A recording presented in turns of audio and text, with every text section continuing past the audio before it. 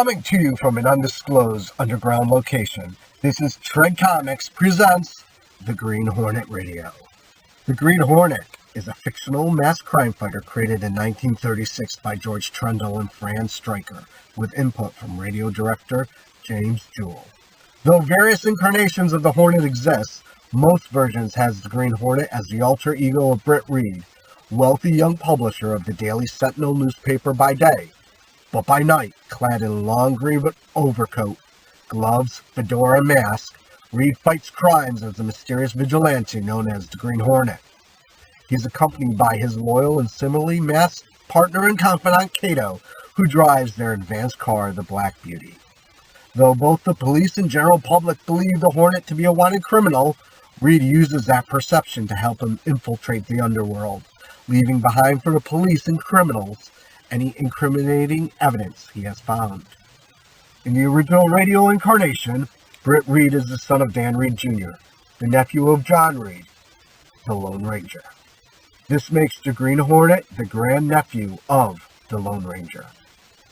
The relationship is alluded to at least once during the radio show when Dan Reid visits his son to question him on why Britt has never captured the Hornet.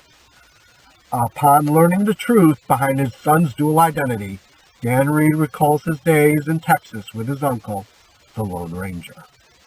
The series originated on January 31st, 1936 on WXYZ. WXYZ was also the same station that brought you the Lone Ranger. The series ran from November 16th, 1939 through September 8th, 1950. It briefly returned to the airwaves on September 10th to December 5th, 1952. Distinguished by its use of classical music for themes and bridges, the Green Hornet was one of radio's best-known adventure shows. The vigilante nature of the hero's operation quickly resulted in the Green Hornet being declared an outlaw himself, and Britt Reid played to it. Green Hornet became thought of as the city's biggest criminal, allowing him to walk into suspected racketeering offices and ply them for information, or even demanding a cut of their profits. In doing so, the Green Hornet usually provoked them into attacking him to remove his competition, giving him license to defeat and leave them for the police without raising suspicion.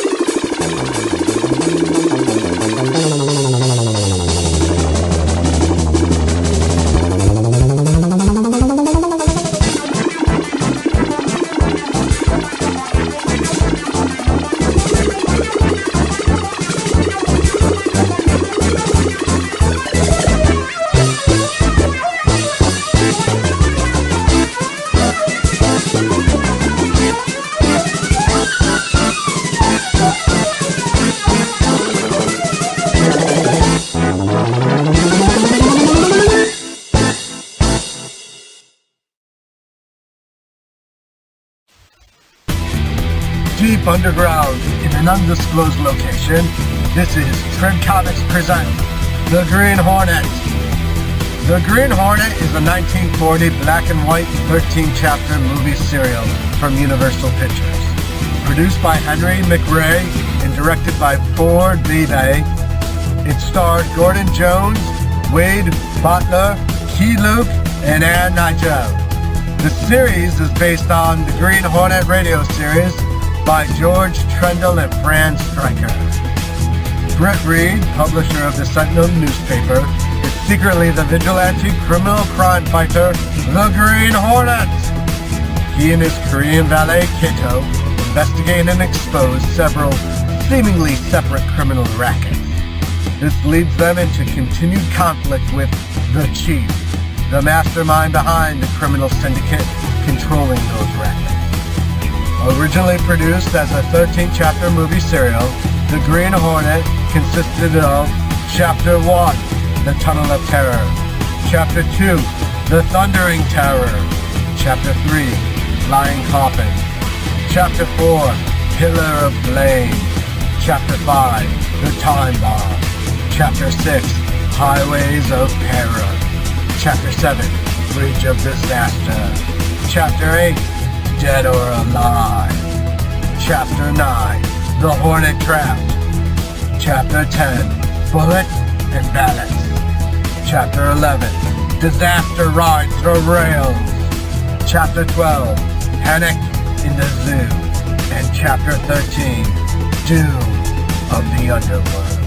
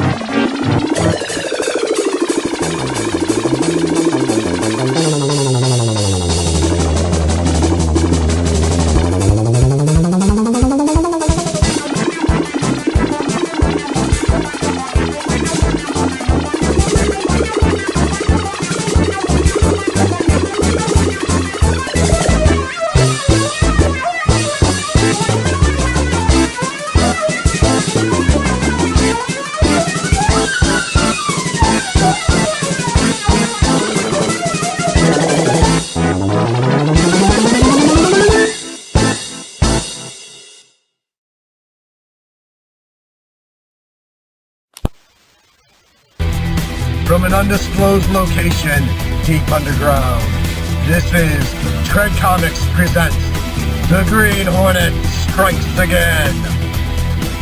The Green Hornet Strikes Again is a 1941 Universal black and white 15-chapter movie serial based upon the Green Hornet radio series by George Trendle and Fran Striker. It is the sequel to Universal's earlier serial, The Green Hornet from 1940. This was the 117th serial, the 49th sound, of the 137 that Universal produced. The plot involves racketeering and is unusual for a movie serial by having mostly standalone chapters instead of each running into the next. This was also the case with Universal's first Green Hornet serial. Wealthy publisher Britt Reid and his trusted Korean valet and sidekick Kato disguised themselves as crime-fighting vigilantes, the Green Hornet and Kato. They battled the growing power of a ruthless crime lord, Boss Brogan, and his myriad racketeers across the city, all of which have strong links to the unfriendly foreign power.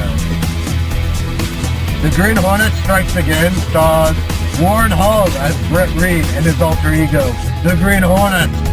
Hall replaced Gordon Jones in this role and also provided the voice of the Hornet instead of radio voice Al Hodge in the original series. Wayne Bolter as Michael Axford, Britt Reid's bodyguard.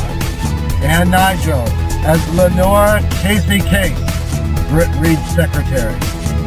Guy Luke as Kato, the Green Hornet sidekick, and Pierce Watkins as Boss Brogan, racketeer. The Green Hornet Strikes Again, 1941, 15-chapter serial featured the following chapters. Chapter 1, Flaming Havoc. Chapter 2, The Plunge of Peril. Chapter 3, The Avenging Heavens. Chapter 4, A Night of Terror. Chapter 5, Shattering Doom. Chapter 6, The Fatal Flash. Chapter 7, Death in the Clouds. Chapter 8, Human Targets. Chapter 9, The Tragic Crash. Chapter 10, Blazing Fury. Chapter 11, Thieves of the Night. Chapter 12, Crashing Barriers. Chapter 13, The Flaming Inferno. Chapter 14, Racketeering Vultures. And the finale, Chapter 15, smashing the crime rate.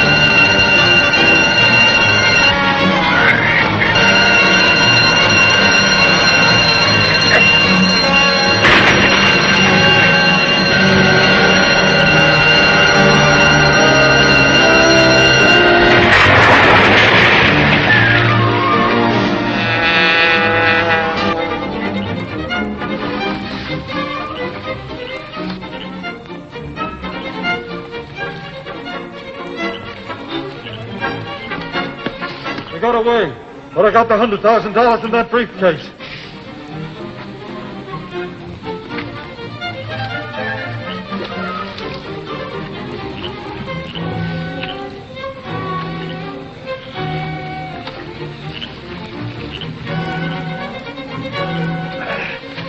You're not hurt? No, not much. I jumped before the car hit the water. The others? They're both gone. Hurry and get to the car. We still may have time to capture the man I left gassed at Foley's.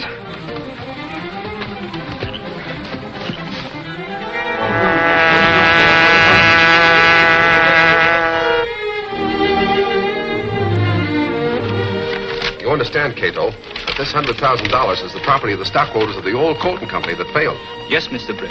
Axford was one of those stockholders. He told me the new company that took over the plant were crooks. That's right. Now, the stockholders mustn't know that the money comes from me. I'll take good care of that. No, not that way. You might run into Axford. Take the back door and mail them at the post office.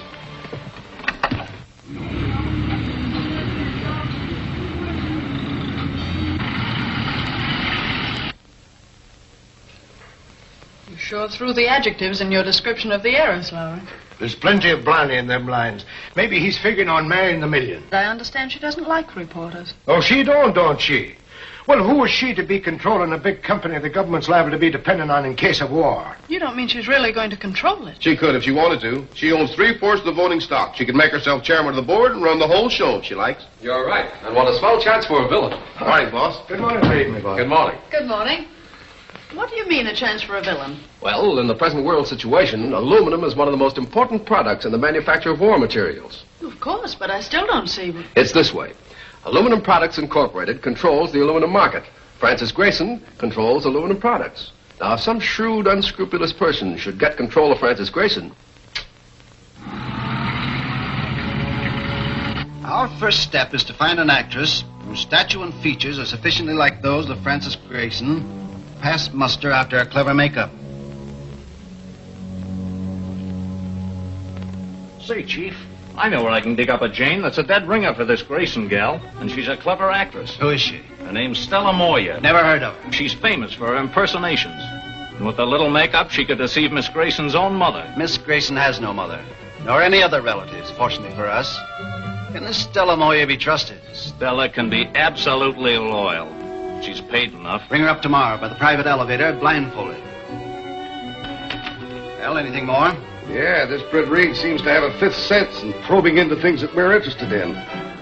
This editorial in the Sentinel on the death of Grayson says in part, the Sentinel feels sure stockholders will hesitate to entrust leadership of the highly important aluminum products company to the inexperienced 21-year-old Miss Frances Grayson, who inherited that exalted position from her uncle, Homer Grayson. You had your order to take care of Reid. Why don't you execute it? Well, he's pretty well guarded, but waiting for a chance to do a job that wouldn't implicate us. It's imperative that you act at once. I guess your hunch about aluminum products was all wrong, boss. As far as I can find out, everything's under control. All right, Lowry. By the way, when does Miss Grayson arrive? She sails from London in about 10 days. Why, does it make any difference? It might. You remember that memo book we got from Harper?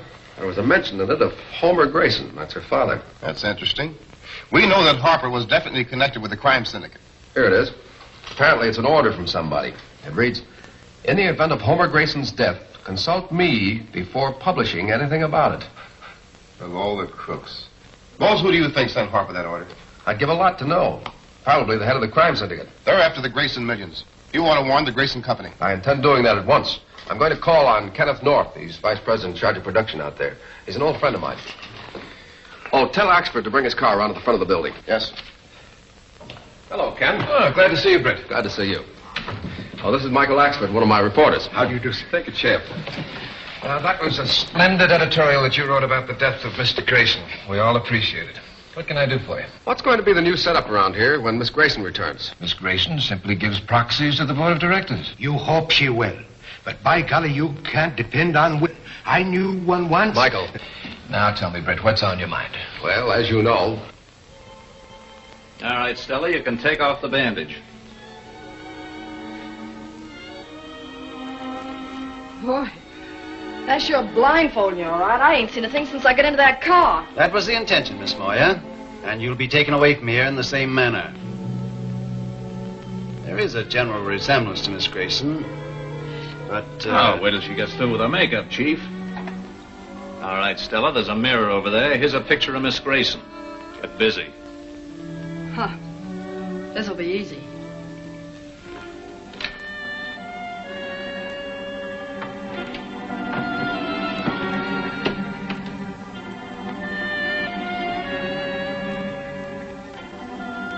So, Ken, that's the whole story. I appreciate your interest, Britt. But I'm sure that Miss Grayson will not take any active part in the operation of the company. I hope not. Well, if I need help, I'll certainly call in the Sentinel. Goodbye, Mr. Axford. Goodbye, sir. So long, Ken. Bye. Perfect, hey, Krogan? very good so far as appearances go, but there's much more to it than that. Miss Grayson, will you please tell this gentleman what you propose to do about Aluminum Products Incorporated? Well, I shall do nothing about it, really. What does one do about such things? I shall sign some of those, is it proxies you call them? One of our cultured gentlemen will accompany you to Liverpool. You understand what you're to do? Leave it to me, big boy. I get in with the Grayson dame on the boat, study her voice and so on, and show her how much we look like. Then I sell her on the idea of fooling the reporters by swapping places with me when the boat docks. She's right, Krogan. The Grayson dame dislikes publicity, dislikes reporters. She'll be glad for a chance to trick them. Beside that, she's always ready for an adventure that promises a thrill. I got a complete record of Miss Grayson's life and activities. Stella will be letter-perfect in the part by the time she returns. Very good. And if you succeed, you'll be independently wealthy for life. But if you fail or try to double-cross us, the stage will lose a very charming young actress. Don't worry. I'm not going to let you down. I won't double-cross you.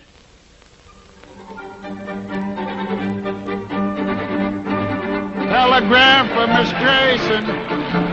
Telegram for Miss Grayson. Miss Grayson. Telegram for Miss Grayson.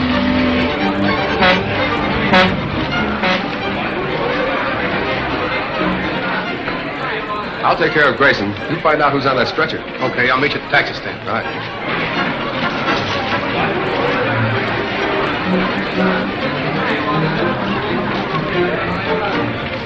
Just a minute, Miss Grayson. I'd like a word about Aluminum Products Company. Aluminum products? Really? Is that anyone's business except my own? Let me pass, please. Thanks for stopping, Reed. I got a swell shot.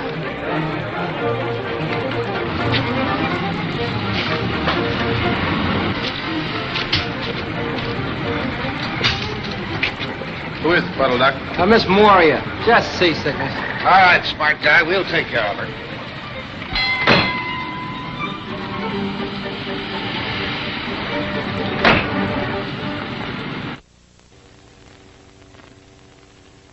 Why, the little snip. It's just her high and mighty way of telling the world who she is. Mr. Reed's office. Just a minute, please. Mr. North of Aluminum Products on the phone. Right. Hello, Ken. Say, you'll have to speak to that new boss of yours. She treated me like a cub reporter on his first assignment. Yeah, she's treated me worse than that. Really? What do you mean? Oh, she's going to take control of the company out of the hands of the board. Signing her proxies over to an attorney named Artisan. Did you ever hear of him? I've never met him. I know there is such a man. It's G.K. Artisan, isn't it? That's the man. I hope maybe you had a line on him. I don't have now, but I will have by morning. Thanks, Reed. The control of aluminum products must remain in the hands of the board. I heartily agree with you. Goodbye. Casey. Yes, Mr. Reed. Send Lowry and Axford in, please. I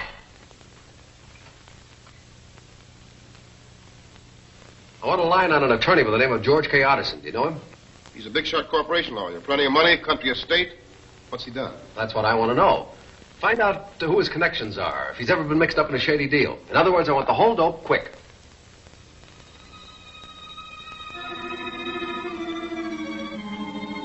Did you find out anything about Artisan? Only that the guy is too perfect. He don't smoke, he don't drink, he don't go to barbecue shows. He belongs to the church and he takes up the collection. That's the trouble. His halo fits in too tight. Even his legal practice is on the up and up. There's no clue to any connection between him and that Grayson girl. Well, keep after him. Yes, sir. What will you do now, Mr. Britt? I've got to see Frances Grayson. But if she won't talk to you... She won't talk to Britt Reid, but she'll talk to the Green Hornet. You mean... Yes, Kato. The Green Hornet goes into action again.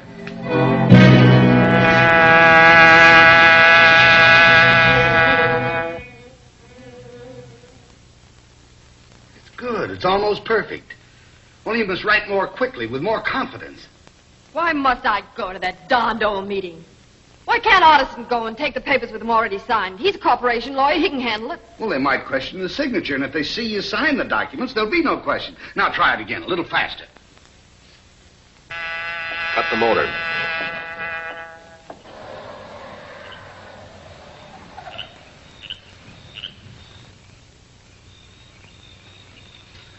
Be ready for a quick getaway. We're taking Miss Grayson with us. Why would you do that?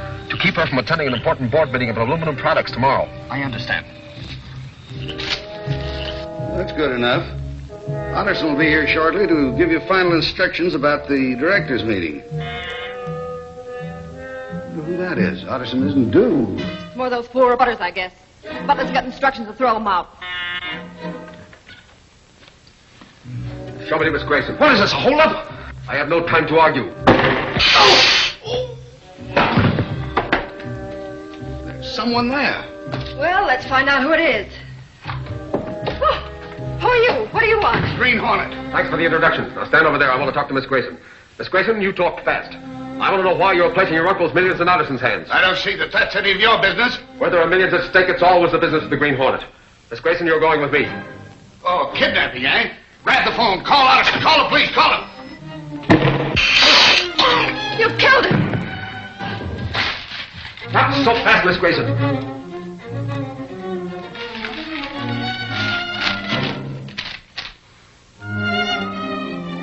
Did you write that?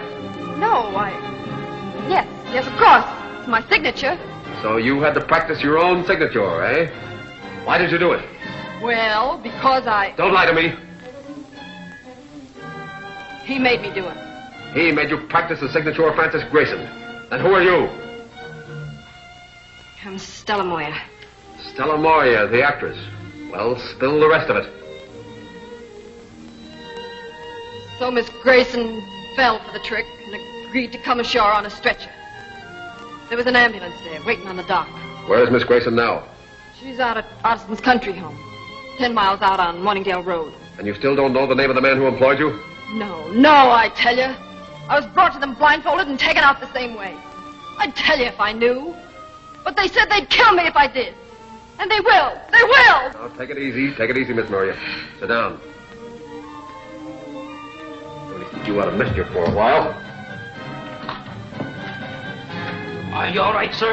Yes. Oh, you have to tie up these men. This one here and the one out in the hall. We'll take that one first.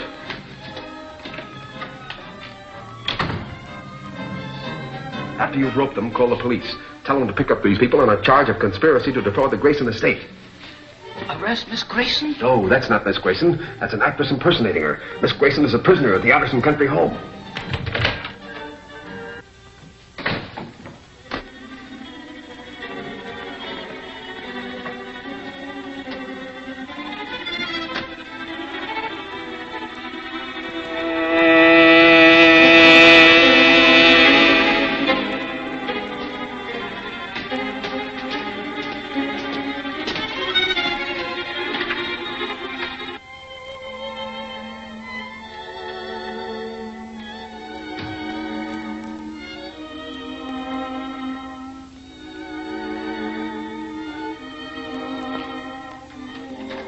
Mr. Artisan. Oh, Stella. What's the meaning of this? The Green Hornet. Hornet? What's he doing in this job? I tried to kill him, but he gassed me. I don't know what happened then. I thought he'd killed Tower and was going to kill me. He found out who I was and forced me to tell him where Francis Grayson is. We've got to get to my place quick. The Hornet means to kidnap Miss Grayson and holds her for ransom. If Francis Grayson gets out of our hands now, we're all due for a spell in the pen. We've got to get the Hornet. You get out of town and stay hidden. Communicate with Tor as soon as it's safe.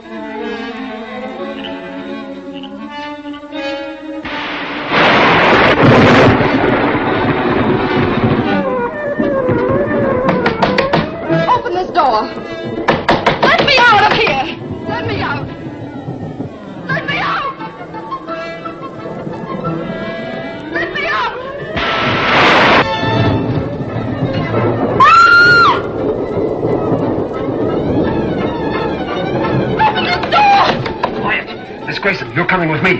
With you? Who are you? What do you... Never mind who I am. I've come to take you away from these crooks. How many people are there in the house? I don't know. 2 men brought me here in an ambulance. Some guy in there with that doll. Yeah, you're crazy. You're off the beam. I'm telling you, I heard him talking. You sure? Yeah.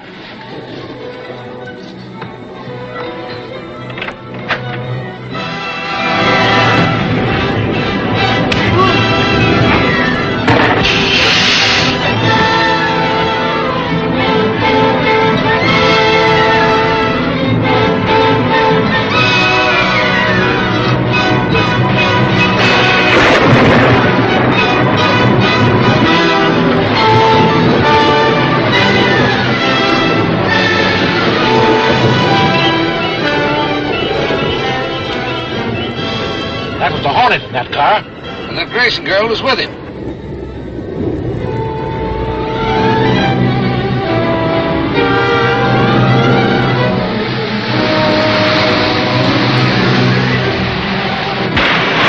Step on it. They're after us.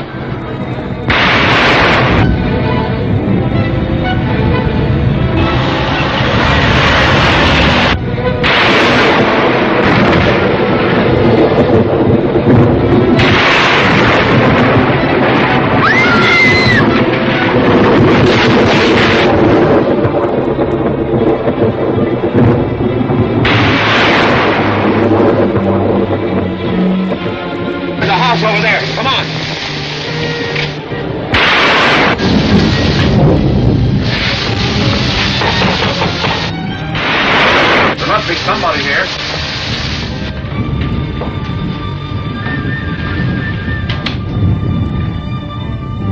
Hello? Look out! They cranked up!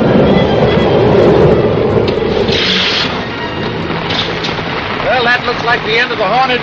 Don't bet on it. He's hard to kill. Who are you? I'm known as an outlaw, but I don't want to see the safety of our country jeopardized. What do you mean? Those men who were holding you were... If they'd escaped, we'll never find them in this storm! Look! There's a light. They take weapons in that house. I'll investigate. You stay with the car. Yeah. Tomorrow morning, your impersonator would have signed away your rights to Aluminum Products Company and possibly endangered the country. Whoever you are, I owe you my life.